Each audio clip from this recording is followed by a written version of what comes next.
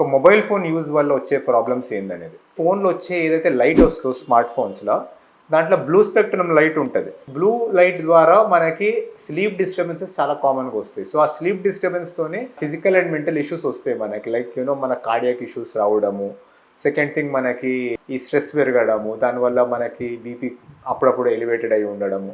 So ఈ sleep disturbances మనకి phone use ద్వారా రావచ్చు.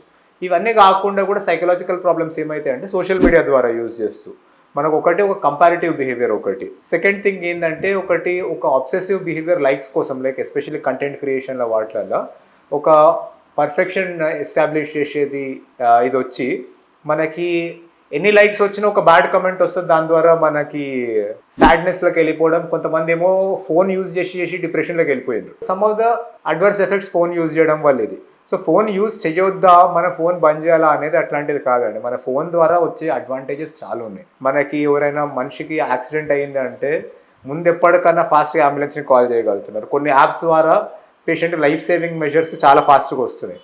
సో ఫోన్కి వచ్చే అడ్వాంటేజెస్ కూడా చాలా ఎక్కువ, along with few disadvantages. So మనకి ఎందుకు మాట్లాడతాం డిసడ్వాంటేజెస్ గురించి అంటే, మనకి అది తెలుసుకొని అట్లీస్ట్ మీరు ఒక కాన్షియస్గా ఉంటారు, లైక్ మీ దీనివల్ల ఇది అవుతుంది ప్రాబ్లం, ఇది చేయొద్దని.